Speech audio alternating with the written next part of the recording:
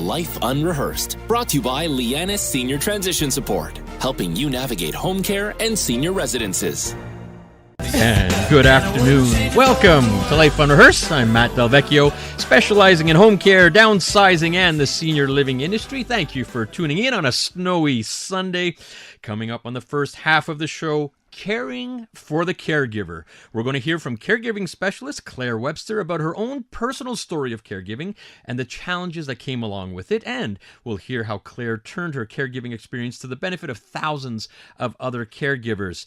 And I'm also going to be talking to an Israeli social worker supporting victims of the war. Ex-Montrealer and clinical social worker Joy Frankel was assigned to the temporary morgues on October 7th when the war broke out to support families and next of kin. She continues to support families on an ongoing basis. Wait until you hear what she has experienced these past 2 months. And I'm going to wrap it up by talking to Mike Grenier. Mike is the executive director of A Horsetail Rescue, which is a refuge for horses, including retired SPVM and Calèche horses. They're now supporting 13 horses through a volunteer network of over 400 people. We'll hear all about it, including their upcoming fundraiser to raise needed funds to keep the rescue going. All right. Now, did you know that almost 1 in 4 Canadians are caregivers? Almost all of them are unpaid, and they were most likely thrust into the role of caregiver with no formal training. It can be stressful, exhausting, and overwhelming. Well, I'm joined in studio with caregiving specialist Claire Webster. Claire is the founder and ambassador of the McGill Dementia Education Program and the founder and president of Caregiver Crosswalk, wonderful consulting to families in needs. Claire, welcome back to Life Unrehearsed. Thanks, Matt. So happy to be in studio with you. Yes, thank you for making the trek down in the snow. So I really do appreciate you joining me here on such an important topic. For our listeners that may not know your story, can you tell us a little bit of a background of you and your story? Well, I was caregiving's been in my DNA ever since I was born, I guess. As an only child, I witnessed the toll that caregiving took on my mother, who looked after my father, who had multiple health ailments. And not long after he passed away, which was in 2005, my mother was diagnosed with Alzheimer's disease at the age of 74. And I was part of that sandwich generation caregiver that had a 2-year-old, a 4-year-old, a 9-year-old, and a career in a totally different field. And I was not provided with any information, education about my mother's illness other than good luck, Mrs. Webster. And as a result of not being provided with the information and education, it really resulted in the lack of quality of care that she would not receive. I did not know how to navigate the illness, let alone the healthcare system, and it really took a toll on my own health and well-being, as well as having a ripple effect on my family.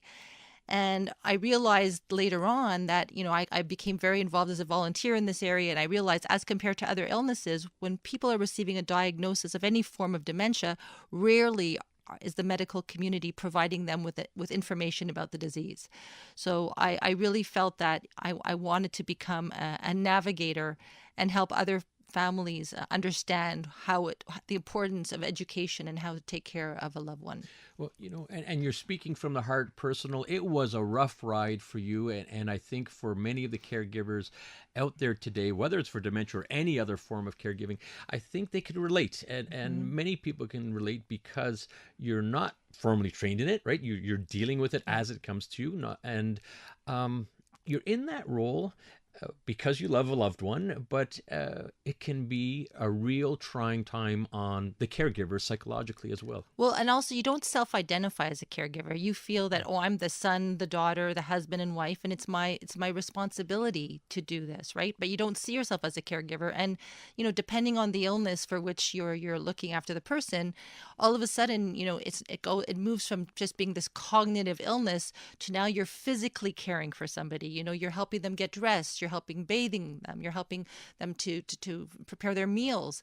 So you just becomes this role that you weren't necessarily, you never signed up for in a marriage, because sometimes it can become very intimate, some of the responsibilities that people have to take on. As our population ages, Claire, we're seeing cracks in our healthcare system. We're hearing it all the time in the news. We both see it firsthand. I'd like to say it's getting better, but it is challenging, and I don't know if it's going to get better simply because of the population aging. And one thing that you are constantly stressing is that you really do have to advocate for yourself and for your loved ones, don't you? Yeah, you have to be very proactive. You can't just sit back and say, "Oh, I'm going to wait for that CLSC social worker to call me," or "I'm going to wait." A lot of people when I work with families, I say, you need to become educated as much as possible. You need to start contacting your CLSC or going to see the doctor. Many people will say to me, "Oh, well, we're not there yet," right? And it often takes a crisis for people to be there, and you don't want to be in a crisis, especially in this healthcare environment. We heard last week in the news that the waiting list to receive home care support or to go into a long-term care has doubled, right? And so the people that will be most successful in receiving support are the ones that will be proactive and polite. Okay, because the healthcare workers are definitely overburdened, overwhelmed. And so I really feel that you need to be proactive, but at the same time, respectful towards them. And I want to expand on that. You and I both work with public healthcare workers all the time. The vast majority of them are excellent, doing the best they can with sometimes the very limited resources that they have to be able to help families. So how can we prevent our role of a caregiver becoming overwhelming in caring for our loved ones and in terms of navigating that difficult healthcare system? Well, I think it's important to, I feel that, I've been a caregiver, but I've also been a patient. I'm a patient. I've had cardiac issues most of my life. And I think it's important to ask questions. A lot of people make the mistake of going to a doctor and not being prepared. And I think you really need to ask the questions.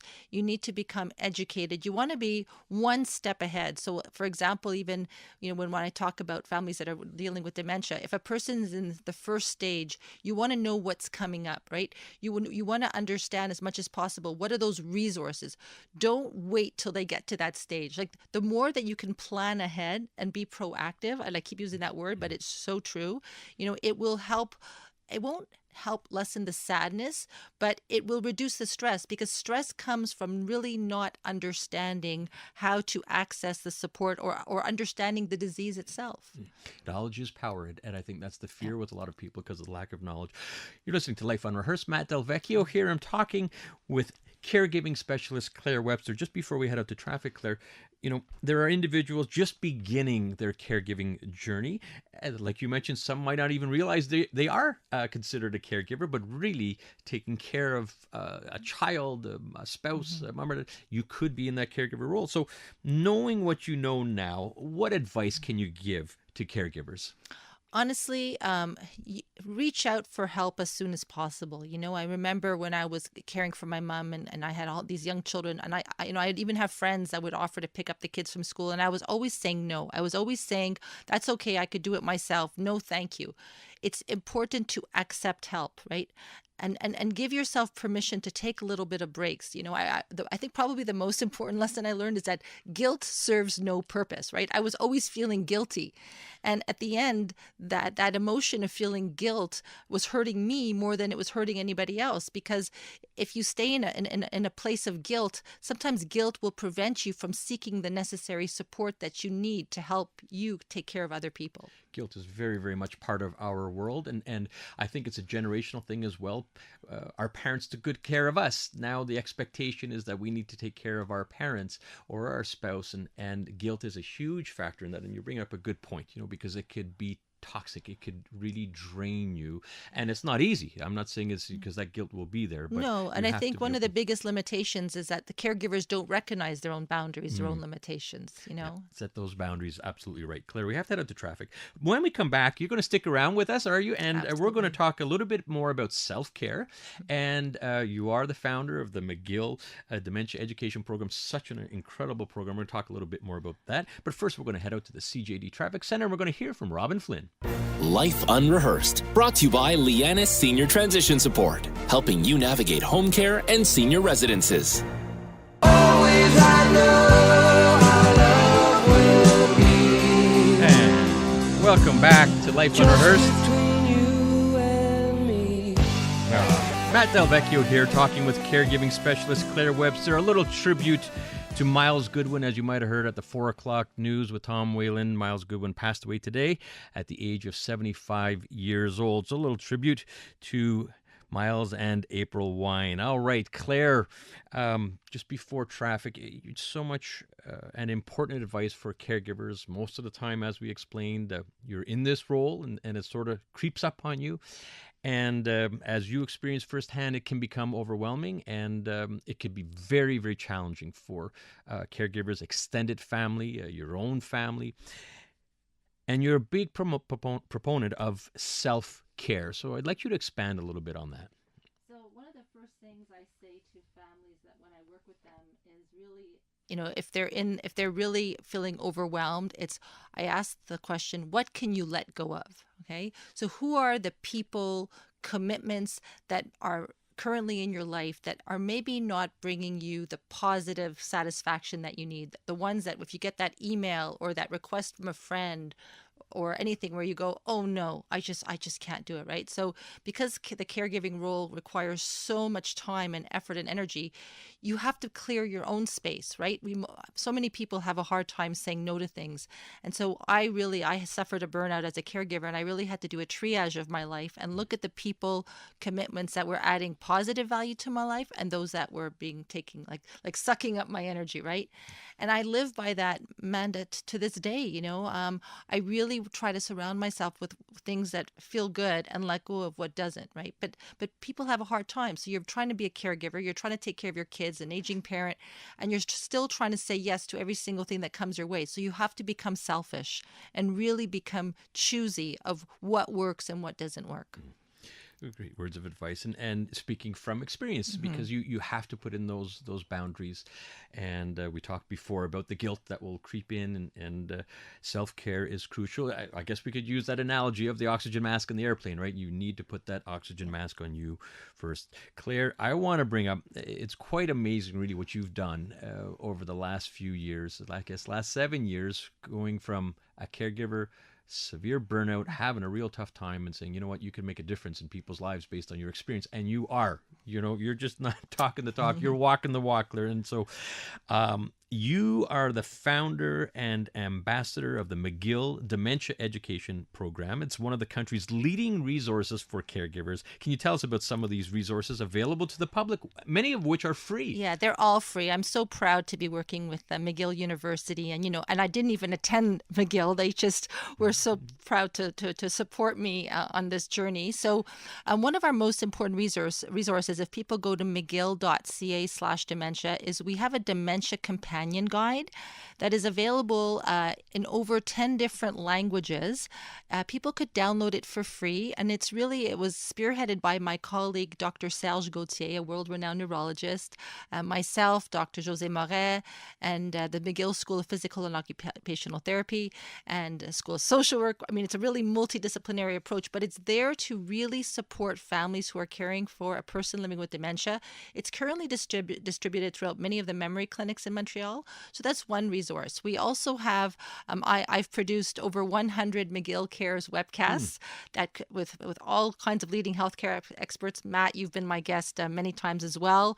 We have a dementia activity booklet with over 40 different types of leisure and recreational activities, which we are in the process of converting into video capsules that will be launched in this year.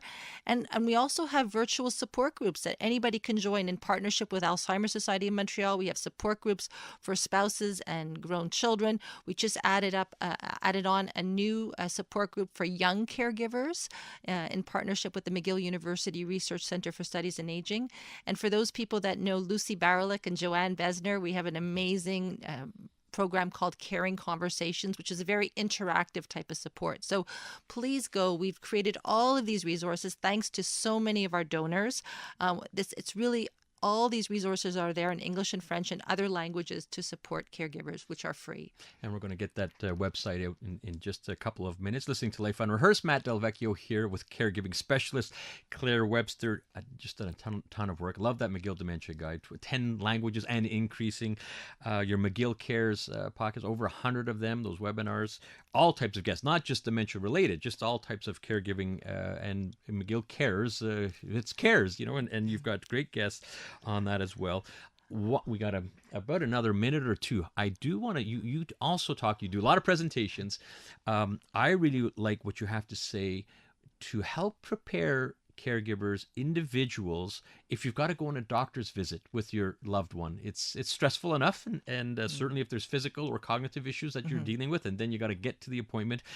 So what should be done to prepare for an appointment for a doctor? So arrive prepared. I mean, what's really important that people have to understand is dementia causes another illness called anosognosia, or loss of insight. So sometimes it's very difficult to get a loved one to that medical appointment.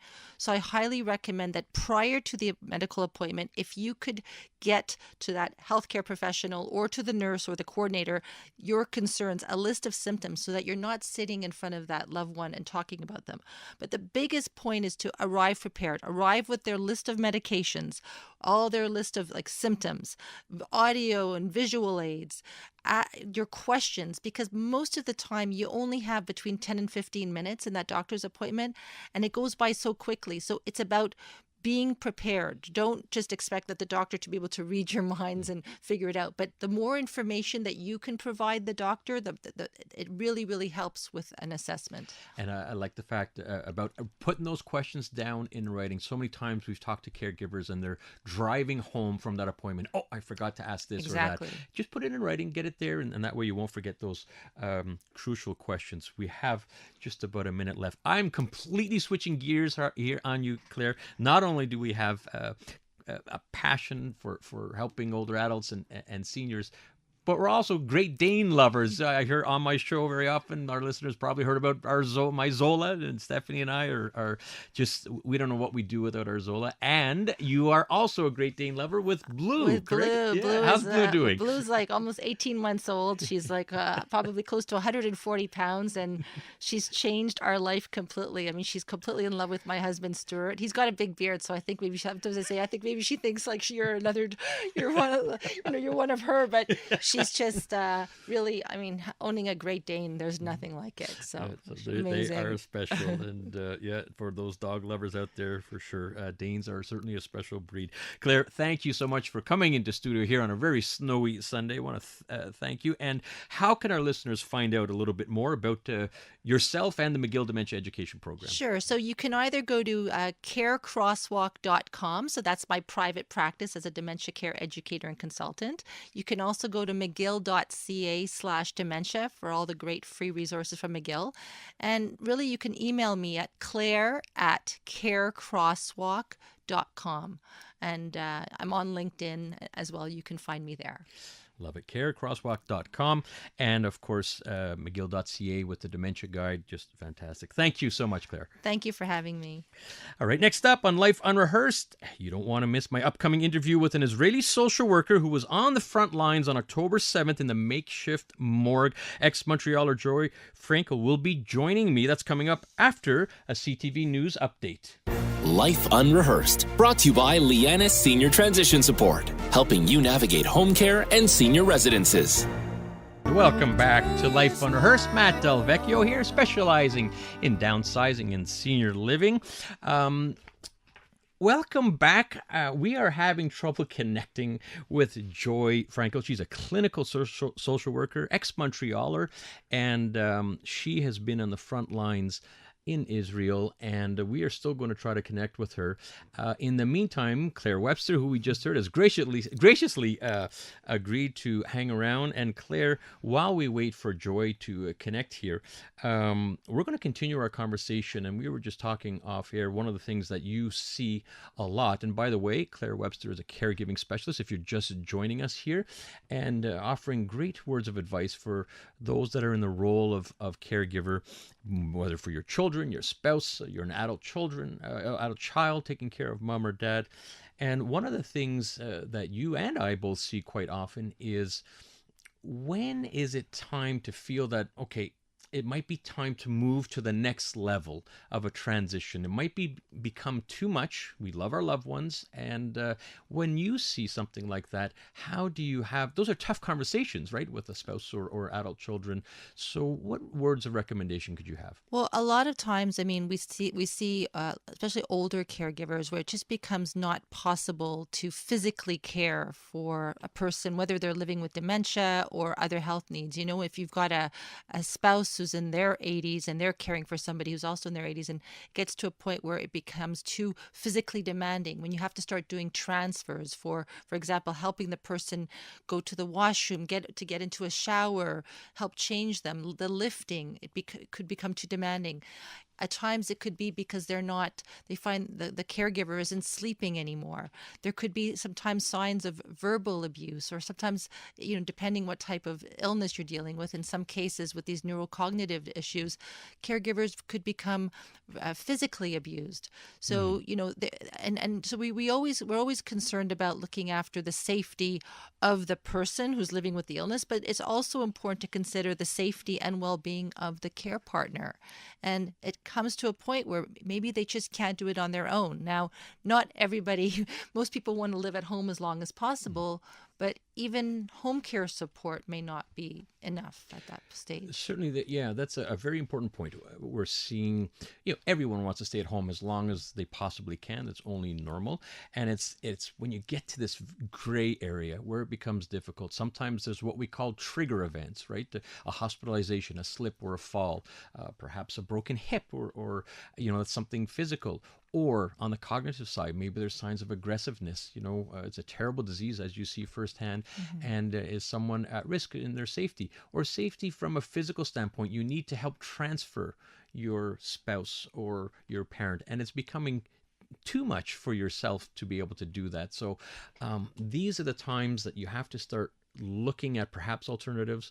Home care, if we could try to get some support at home, that's obviously where we first want to start with your CLSC. There are private home care companies as well. There's certainly a cost to that, but try to arm yourself with some support at home and try to make a go of it that way, but also be realistic about your situation as well, that maybe it's becoming too much. Like I like to tell families, in life we have a plan A, but you always need a plan B. And I think that's what we learned from COVID, right? Is that you need a plan B.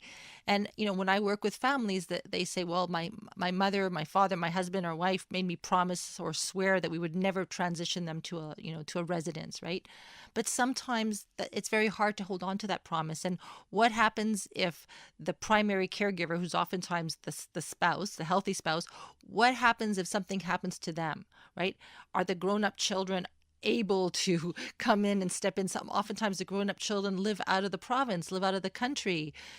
Sometimes the illness it's just become too much, right? And, when we look at, for example, dementia, as the disease progresses, it becomes so much harder on the family members to witness than it is on the person. Because as the disease evolves, the person who has that illness is becoming less and less aware. But as a family, you're witnessing all the cognitive and physical changes, right? And so it's really important to recognize your boundaries as a caregiver, like how much can you take on, right? And you're talking with Claire Webster here, caregiving specialist here on Life Unrehearsed, Matt Del Vecchio. You're bringing up a good point. And also, if I could just allow to talk a little bit about the legal side of things, because you're talking about adult children. These are tough conversations and essential conversations where it's usually, it's okay, we'll deal with it at another time. And we're constantly talking about having those protection mandates in place, or power of attorney. Usually it's the same document. At the very least, get a will in place, and sometimes they get confusing. Will, it truly is, if you die, this is the direction you want to go. However, most of the family challenges happen while you're alive, and this is where powers of attorneys and protection mandates come into place. So if you're not sure about it, reach out to a friend, reach out to a notary that you've had that did your will, because what you don't want is the government making decisions on your behalf, when in fact it should be family members, mandatories, to make these decisions as well. Claire, I quickly want to get into, and you see this as well, we talked a little bit about it, is the guilt. And this is probably the biggest challenge we see, because it's difficult. There's no easy answers with guilt. And I always like to say, just like you're talking about beforehand, how do we deal with guilt? And sometimes you really do need to step back to realize your situation to help you deal with that guilt. Well, I think we totally underestimate ourselves. We don't appreciate how hard we're all trying. I looked at myself and I was trying to be superwoman. I was trying to be the best mother, best wife, best friend. And I suffered from that never enough syndrome, right? And the families that I work with, they are really doing their best to take care, but they feel guilty. They feel guilty for going out for dinner with friends if their husband or wife is not able to. They feel guilty because they haven't gone and visited their husband or wife or mother, father every day. And it's really about giving yourself permission to have a life. You need to have a break. You need to take respite. And if you don't give yourself a break, besides guilt, the other emotion that many people suffer from is anger. You become extremely angry. You become angry towards the disease. You become angry towards your family member because it feels like it's a burden, right? And so as human beings, we're never enough, right? We always feel we're never enough, but we are enough, right? And so if you continuously feel this guilt, it eventually turns into anger, right? And that's an emotion that family caregivers don't want to admit, but it's just something that becomes very common. It's pent up a lot of the times, and then usually with that anger, eventually it has to get out. And what happens, you take it out on perhaps other family members, you take it out on yourself, you take it out on, God forbid, on the person you're caring for. And there's no doubt about it. And anger, I think, is just also a result of what we were talking about before, perhaps lack of knowledge, increasing those anxiety levels because you're not getting the answers you need, or you just don't know where to turn. And sometimes if you can educate yourself, use those resources, I think you'll see that the anxiety levels and in turn that anger would subdue a little bit. Well, I also tell family members that oftentimes their guilt will prevent them from getting that next level of care, right? If you're in a state of guilt or in a state of denial, you're not moving forward to that next step. You may be preventing your loved one from having a safer environment, from having the proper care that they need, because you feel so guilty about having some home care support or considering transition. So you could even be risking their safety as well as your own health and well-being at the same time. Absolutely. Claire, thank you for sticking around, and I'm glad you did. There was such good information here. We are still having trouble reaching our clinical social worker based in Israel. This is just an incredible story, so we are going to try to get Joy Frankel back on the show. We'll keep our listeners up to date there. Coming up after our traffic update, we're going to be talking to Mike Grenier. He's the executive director of A Horsetail Rescue, a really feel-good story about what they're doing and helping horses that are in retirement, if you will. So first, let's head out to the CJD Traffic Center. We're going to hear from Robin Flynn.